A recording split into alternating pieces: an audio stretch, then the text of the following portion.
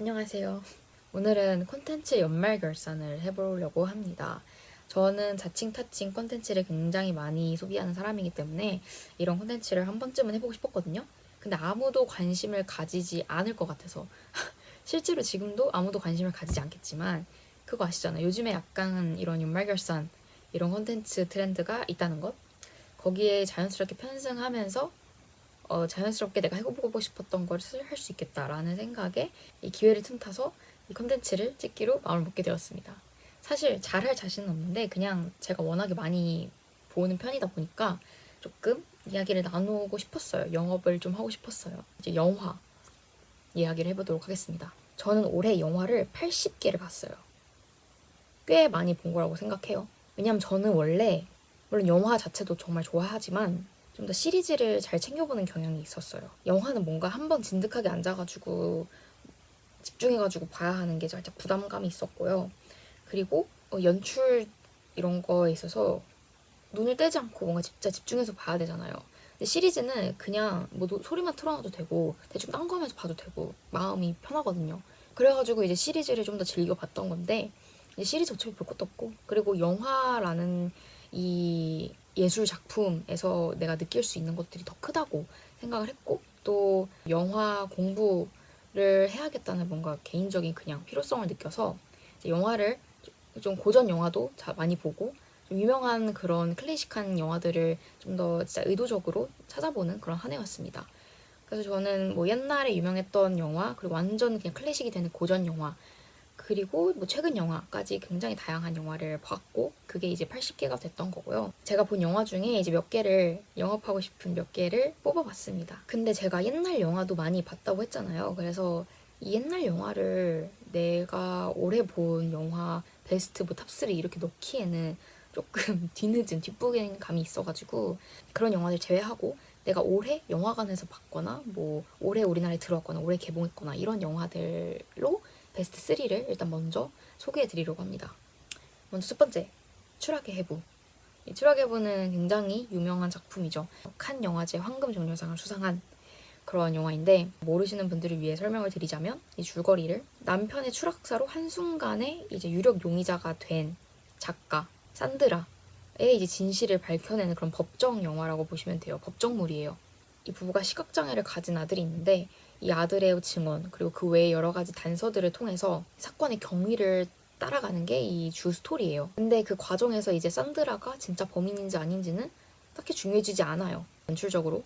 그리고 상황을 파악하기 위한 여러 가지 단서를 통해서 이 부부의 관계가 어땠는지 그 관계를 내밀하게 들여다보는 과정을 통해서 이제 관객에게 질문을 던지는 그런 영화입니다. 사실 뭐 제가 더 말을 얹을 수 있는 영화인가 싶긴 하지만 이게 법정물이고 굉장히 진지하고 감정적인 소모도 좀 있는 그런 영화인데도 지루하지가 않았어요, 전혀. 그리고 영화 연출이나 이런 게 너무 좋고 그런 메시지적으로도 뭔가 와닿은 부분이 있었고 이게 계속 곱씹으면 곱씹을수록 정말 정말 생각할 거리가 많은 그런 영화예요. 그러니까 이제 황금종려상을 받았겠죠. 이 영화를 보시고 나면 나중에 이동진 평론가의 한번 리뷰를 봐보세요. 저는 그 이동진 평론가의 리뷰 중에서 조금 인상 깊었던 것이 이 산드라는 독일인이고 이 산드라의 남편, 그 죽은 남편은 프랑스인이에요. 근데 이제 둘이 부부잖아요. 둘이는 영어를 써요. 그런 점에서 이제 언어가 굉장히 다르죠. 둘 다 자기 모국어가 아닌 언어로 대화를 하는 거예요. 그 다른 언어 사용자라는 점에서 조금 더 관객에게 객관적인 관점을 제공하고 또 부부간의 심리적인 그런 분리감 이런 것까지 보여주는 게 굉장히 인상적이라는 생각을 했습니다. 제가 설명드린 거를 생각해 봤을 때 왜 영화 이름이 추락의 해부인지를 알 수 있겠죠. 남편이 추락사로 사망을 했고 그 추락사의 경위, 진실을 파헤치면서 해부하면서 진행되는 그런 영화이기 때문이고요.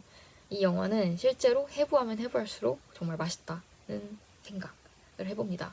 그래서 좀 영화에 대한 다양한 사람들의 의견을 듣는 것, 보는 것이 더 재밌는, 그러니까 영화를 보고 난 후가 또 더 재밌는 그런 영화였던 것 같습니다. 그리고 두 번째 영화는 바튼 아카데미라는 영화입니다. 골든글러브에서 남우주연상과 여우주연상을 수상했다고 하는데요. 알렉산더 페인이라는 감독의 영화고요. 이 영화는 1970년도에 남자 기숙 학교에서 벌어지는 그런 이야기입니다. 모두가 싫어하는 독신의 남자 역사 선생님과 반항하인 어떤 남학생, 그리고 그 식사를 책임지는 그 주방장, 이 세 명이 크리스마스에 아무도 없는 기숙학교에서 크리스마스를 보내면서 진행되는 그런 영화예요. 이 역사 선생은 고리타분하고 원칙주의적인 그런 노잼 인간이고, 또 이 학생은 반항아인 줄 알았지만 알고 보니까 가족사에서 좀 상처가 있는 그런 아이였고요. 그리고 또 주방장은 최근에 아들을 잃어서 상실감에 빠져 있는 상태였습니다. 그래서 이 셋이 각자의 아픔과 상처를 가지고 있는 이 세 명이 자신의 이야기들을 이제 공유하는 과정을 통해서 서로가 연결되면서 위로를 얻는 그런 따뜻한 영화라고 보시면 될 것 같아요. 근데 이 영화는 뭐 따뜻하다 뭐 이렇게 해서 좀 지루하다고 생각할 수 있는데 굉장히 재미있는 그런 재치 있는 영화고, 늙은 그런 교사와 그 교사를 싫어하는 그런 학생, 그리고 별로 관련이 없을 것만 같은 그런 주방장, 이 세 명이 모이면서 진행된 이야기여서 되게 재밌었습니다. 그래서 꼭 보시기를 추천드리고요. 그리고 이 바튼 아카데미가 이 학교의 이름인데 우리나라에선 바튼 아카데미가 영화 제목이거든요. 근데 원제는 The Holdovers예요. 이 Holdovers는 잔류자라는 뜻이라고 하는데요.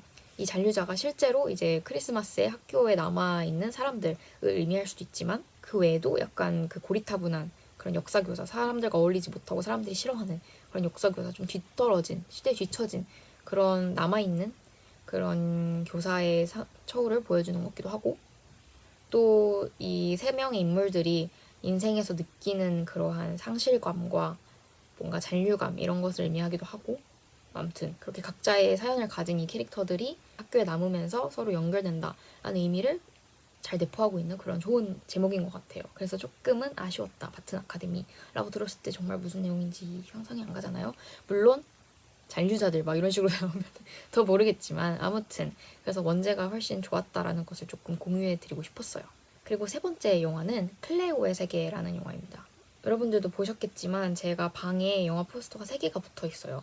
그 중에서 하나, 이게 클레오의 세계 포스터입니다. 이 클레오의 세계는 마리 아마추켈리 감독의 영화고요. 6살의 프랑스 아이 클레오가 자신의 유모인 글로리아의 나라에 따라가게 되면서 벌어지는 그런 영화입니다. 타오른 여인의 초상과 뿌띠마망이란 영화에 제작진이 참여했다고 해요. 저는 이 두 영화를 모두 좋게 봤기 때문에, 물론 그래서 본 건 아니지만 이 영화를 아무튼 또 신기했다. 좋은 영화다.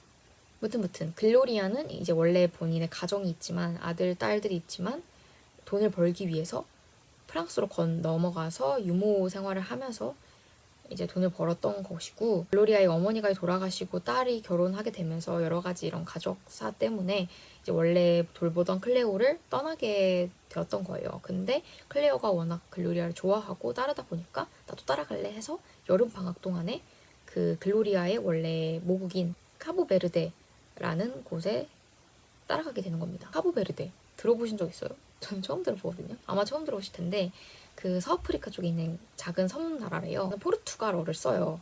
근데 이 클레오는 프랑스인이니까 프랑스어를 쓰잖아요. 근데 이 아이가 아무도 모르는, 그리고 포르투갈 언어도 안 통하는, 말도 안 통하는 그런 나라에 혼자 가가지고 아빠도 없이 혼자 가서 이제 다양한 걸 볼 거 아니에요. 이제 그 아이의 시선을 좀 따라가는 그런, 그냥 잔잔하면서도 따뜻한 영화라고 생각하시면 될 것 같아요. 그래서 되게 재미없게 느껴지실 수도 있고 실제로도 막 엄청 재밌는 영화는 아니에요. 근데 그거 아시죠? 재밌는 영화라고 내가 좋아하는 것도 아니고 재밌지 않다고 해서 내가 좋아하지 않는 것도 아니에요. 그렇더라고요. 재밌는 영화는 재밌는 영화고 내가 좋아하는 영화는 좋아하는 영화예요. 네. 이런 인디 예술 영화에 좀 관심이 있으신 분들은 이해를 하시겠죠? 공감을 하시겠죠? 그래서 이 영화는 이 조그만한 아이 클레오와 글로리아의 관계를 통해서 관계와 또 이별의 의미를 좀 다시 생각해보게 하는 그런 좋은 영화였습니다. 이 까보베르데라는 정말 낯선 그런 곳의 자연 풍경도 정말 이쁘게 담기거든요. 그런 점이 또 인상적이었고, 또 이 글로리아가 본인이 아이가 있음에도 불구하고 다른 아이를 돌보러 프랑스에 간 거나 마찬가지잖아요. 따지고 보면 이 돈을 벌기 위해서. 그래서 사실은 글로리아의 아이들은, 특히 그 중에서 아들은 이 클레오를 별로 좋아하진 않아요. 당연히 우리 엄마가 나를 돌본 게 아니라 그 시간에 너를 돌봤고 걔가 지금 여기까지 따라왔어. 얼마나 별로겠어요. 그치만 이제 그 안 좋은 감정에서도 어떻게 클레오를 챙기고 뭐 이런 다양한 사건들이 일어나요. 그래서 굉장히 추천드리고 싶은 그런 영화였고요. 제가 이 영화를 그 명동 라이브러리에서 봤는데 어린이라는 세계 책을 쓰신 김소영 작가가 참여하는 그런 GB를 제가 봤었어요. 이 김소영 작가는 어린이 책방, 글방을 운영하고 있는 분이시거든요. 그래서 이 어린이라는 존재를 좀 잘 아시는 분이라서 그분의 이야기를 들으면서 이제 어린이인 클레오의 입장이나 감정과 또 그 외에 글로리아의 상황과 처우, 뭐 입장, 감정 이런 것들을 다른 사람들과 함께 이야기를 나누면서 좀 더 다층적으로 이 영화를 느낄 수 있었습니다. 그래서 더욱 이 영화가 좋았다 싶기도 합니다. 그리고 이 클레오가 너무 귀여워. 그래서 한번 보시기를 추천을 드립니다. 제가 올해 국내 개봉한 영화만 이 탑3에 넣었다고 했잖아요. 근데 그 외에 좀 소개하고 싶은 옛날 영화들, 추천하고 싶은 옛날 영화들도 간략하게 소개를 해드릴까 합니다. 첫 번째는 월터의 상상은 현실이 된다. 2013년 작품이고 벤 스틸러 감독, 실제로 이 감독이 본인이 주연을 하기도 했죠. 이 굉장히 유명한 영화죠. 근데 저는 이제 봤습니다. 근데 너무 좋았어요. 사실은 무슨 내용인지 모르고 보기 시작했는데 너무너무 흥미롭고 너무너무 재밌고 너무너무 설레는 거예요. 모르시는 분들을 위해 줄거리를 간략하게 설명해드리면은 라이프 잡지사에서 16년째 일하고 있던 포토 에디터인 이 남자 주인공 월터가 잡지 폐간을 앞두고 전설의 사진작가가 보낸 그 잡지의 마지막 홀을 장식할 표지 사진을 못 찾아서 그걸 찾으러 다니는 그런 영화입니다. 월터가 원래 상상력이 굉장히 풍부해서 상상으로 모든 걸 하는 그런 사람인데 자기가 상상만 했던 거를 다 이렇게 해보게 되는 거예요. 굉장히 다양한 별의별 일을 다 겪어요. 그러면서 이제 결말까지 따다닥 도달하는 그런 내용인데 결말도 너무 좋았고 저는 볼터가 세계 각지를 돌아다니면서 자신이 상상했던 것, 자신의 꿈, 자신이 그냥 사진작가로서 이루지 못했던 것 그것들을 그냥 막 가차없이 부딪히면서 막 이렇게 고군분투 하면서 뭔가 자신을 이렇게 뭔가 알아가고 뭐 모르겠어요. 뭐 엄청나게 이 사람의 뭐 심리적인 변화가 엄청나게 드러나진 않지만 그렇지만 정말 저는 약간 설렜다. 네. 한번 정말 보시길 추천드립니다. 저는 원래 약간 도전이나 뭐 새로운 것들을 좋아하고 또 여행 이런 걸 좋아해서 더 그런 걸 수도 있어요. 근데 이 영화에 담기는 그 월터의 그런 여정이 굉장히 저에게는 설렘을 가져다 주었습니다. 너무 잘 봤고요. 또 보고 싶은 영화예요. 두 번째 영화는 미스 리틀 선샤인 2006년 작품입니다. 이 작품도 굉장히 좋은 작품이라고 유명한 작품인데 간단하게 설명드리면은 미인 대회에 꼭 참여하고 싶은 소녀가 있었는데 이제 이 소녀, 이 딸아이를 캘리포니아에서 열리는 미인 대회에 출전시키기 위해서 이 온 가족이 낡은 고물 버스를 타고 1박 2일의 여정을 통해서 캘리포니아까지 가는 그런 이야기를 담은 영화입니다. 근데 이 가족이 약간 콩가루예요. 그래서 막 낡은 차에서 막 서로 성격도 안 맞는 사이도 안 좋은 그런 가족들이 1박 2일 동안 얼마나 많은 고난이 있었겠어요.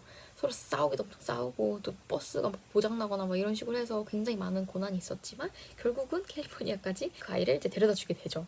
그 1박 2일의 여정과 이제 그 대회에 도착해서 일어나는 일 이것들을 다룬 건데 정말 뻔한 가족 영화라고 할 수 있겠어요. 하지만 뻔하지 않았다. 정말 좋은 영화입니다. 정말 재미있고 따뜻해요.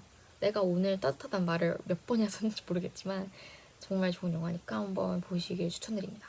그리고 세 번째는 2022년에 나온 다큐멘터리 작품인 화산만큼 사랑해 라는 영화입니다. 영화는 사라 도사라는 감독의 영화이고요. 화산을 너무 사랑하는, 화산을 연구하는 부부의 이야기를 담은 영화예요. 이 부부의 사랑과 뭐 열정, 헌신 이런 것들이 이 영화에 잘 녹여져 있는데 되게 마음이 신기했어요. 이 두 사람의 그 화산 연구에 대한 열정과 그런 게 너무너무 좋았던 것 같아요.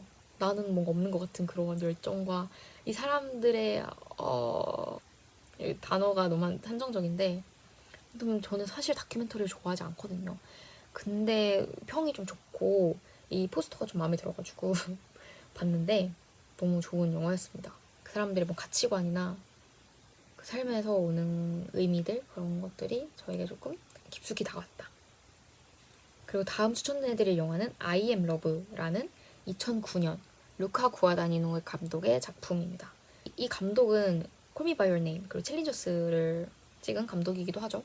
이 영화도 물론 굉장히 유명한 영화인데 짤막하게 소개를 해드리면 틸다 스윈튼이 나와요. 이 틸다 스윈튼이 밀라노의 엄청 부자 재벌 가문에 시집으로 온 건데 그래서 이 사람이 애를 이제 다 키워놓고 고독함과 뭔가 공허함 그런 것들을 이제 느끼고 있던 때에 아들의 친구인 어떤 남자를 만나게 되면서 겪게 되는 이런 변화의 이야기인데요. 사실 저는 콜미 바이 네임에 살짝 회의적인 사람으로서 또 갑자기 아들 친구와 바람이 나는?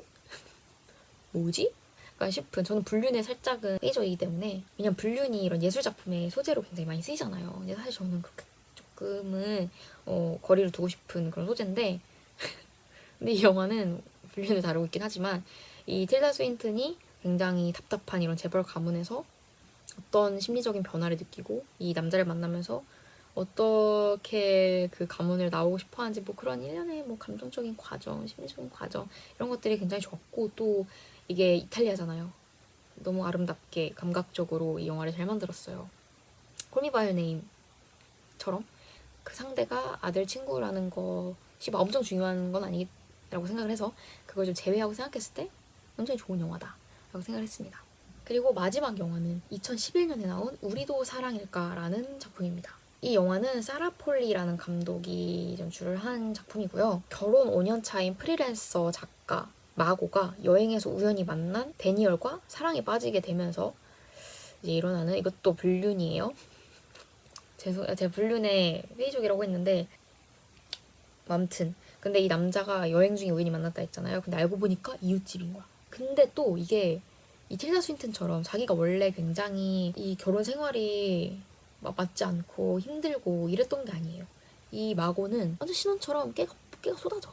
막 깨가 너무 좋아하고 막 그런 장면이 엄청 나와요. 근데 이 데니얼이라는 남자에 너무너무 끌리는 거야.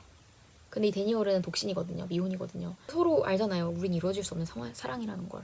근데 계속 끌려서 어떻게 할까 하다가 어떻게 하는 뭐 그런 내용이에요. 그래서 이제 마고가 그 남자한테서 흔들리고 또 어떤 선택을 하게 되고 그 선택을 하게 된 이후에 찾아오는 그런 변화, 심리적인 것들, 뭐 그런 것들도 다루는 그런 로맨스 영화인데요. 불륜이란 소재 때문에 불편할 수도 있지만 저는 이 마고가 겪는 이 감정과 경험들이 보편적이라고 생각을 했어요. 충분히 많은 사람들이 이 로맨틱 릴레이션십에서 겪을 수 있는 그런 보편적인 감정이다 라고 생각을 했고요. 물론 모든 사람이 이제 불륜을 한다 뭐 그런 건 아니지만 아무튼 실제로 많은 사람들이 공감할 만한 그런 내용이라고 생각을 해서 좋았던 영화입니다. 그냥 네, 많은 사람들이 공감할 만한 거라고 생각해요. 불륜 그게 공감할 만한 건 아니고 그렇습니다. 설명을 못하겠네요. 아무튼 영화 추천은 여기까지 하고요. 이제 드라마로 넘어갑니다. 드라마는 몇 개 안 추천해드릴 거예요. 제가 올해 드라마는 17개를 봤습니다. 굉장히 많이 봤죠? 근데 이것도 그냥 시즌 상관없이, 그러니까 시즌 1, 2, 3, 4 이걸 다 따로 센 건 아니고 작품 하나를 그냥 통통통 쳐가지고 카운팅을 했습니다. 영화는 아까 80개나 돼가지고 다 하나하나 말을 못 해드렸는데 드라마는 몇 개 안 되기 때문에 그냥 빠르게 읊어드릴게요. 제가 뭘 봤는지. 모든 시즌을 본 시리즈도 있고 특정 시즌만 본 시리즈도 있어가지고 그냥 그 작품명만 말해볼게요. 파고, 베이비레인지어, 삼체, 더에이쇼, 가십걸, 엄넷, 응답하라 1997, 더베어, 애틀란타, 내 이름 김삼순, 궁, 안녕 프란체스카, 우주의 전사, 지옥, 아케인, 브나나, 굿플레이스. 이렇게 17개를 봤어요. 조금 옛날 한드도 보기도 하고 굉장히 인기가 많은 그런 브나나, 굿플레이스 이런 것도 봤고, 일단 브나나랑 굿플레이스는 너무너무 좋았어요. 하지만 말하긴 입 아프지. 이미 다 알잖아요. 너무 좋은 거. 뭐 더 말해. 그래서 넘어가고 저는 하나 추천드릴게요. 딱 시리즈. 아케인. 아케인 보세요, 여러분.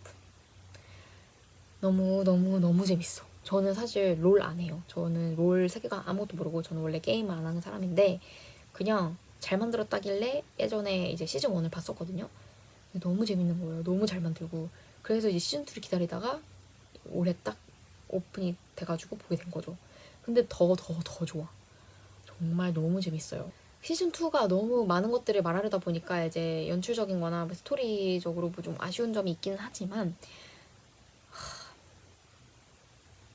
너무 아름답게 잘 만들었고 음악도 너무 좋고 캐릭터들도 다 너무 좋고 너무 좋아요. 아케인 봐주세요. 뭔가 더 말을 못하겠어.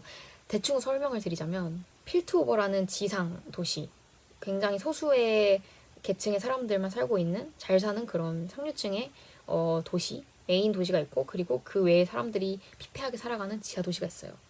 그래서 전체적으로 봤을 때는 이 필트오버와 이 지하 도시의 뭔가 싸움, 또 그리고 필트오버 안에서의 그런 권력 다툼 이런 거지만 메인 캐릭터는 이 지하 도시 출신의 두 명의 자매거든요. 이 자매들의 뭔가 서사 이런 것들이 주가 되어가지고 이렇게 흘러가는 그런 굉장히 복잡한 이야기인데 더 할 말이 없어. 보시면 돼요. 약간 금원 씹을 수 있어요. 이런 애니메이션이나 이런 거에 익숙하지 않은 사람들은 뭐야 이게 뭐야 오타쿠 같아 이럴 수 있어요. 롤 몰라도 충분히 보실 수 있습니다. 정말 애니메이션을 너무 잘 만들었고 정말 제작비도 어마어마하게 들어갔고 해외에서는 우리나라에서는 그렇게 막 핫하지 않은데 해외에서는 정말 크게 흥행하고 있는 그런 엄청난 인기 있는 시리즈입니다. 꼭 보세요. 제가 본 17개의 시리즈 중에 아케인, 브나나, 굿플레이스 말고는 그렇게까지 막 추천드릴 건 없어가지고 뭐 아무튼 제가 진짜 뭐 많이 보긴 했죠. 콘텐츠를 많이 보는데 실제로 올해 많이 보긴 했어요. 다른 연도에 비해서. 왜냐면 제가 상반기에 KBS였어가지고 시간이 좀 많았어요. 그리고 실제로 제가 영화를 좀 많이 보겠다는 그런 다짐을 했기도 했었고 네, 그래서 아무튼 내년에도 영화는 더 볼 거고 그리고 아쉽게도 책을 거의 많이 읽지 못해서 연말 결산을 할 수가 없었는데 내년에는 책을 좀 더 열심히 읽어보도록 하겠습니다. 시리즈는 이제 좀 적당히 보려고요. 이미 유명하고 괜찮은 시리즈는 다 본 것 같아 일단은. 그래서 그 시간에 차라리 좀 유명하고 좋은 작품, 영화 작품들을 보고 책도 많이 읽는 그런 2025년이 만들어 보도록 하겠습니다. 영상 끝까지 봐주셔서 감사하고 아마도 다음 영상은 2025년에 올리게 되겠죠? 내년에 봅시다. 그리고 제가 추천한 것들 다 봐주세요. 아시겠죠? 꼭 봐주셔야 돼요. 제가 지금 얼굴이 이렇게 막 빨개지도록 더운데 막 이렇게 설명 열심히 했잖아요. 아무튼 빠이빠이.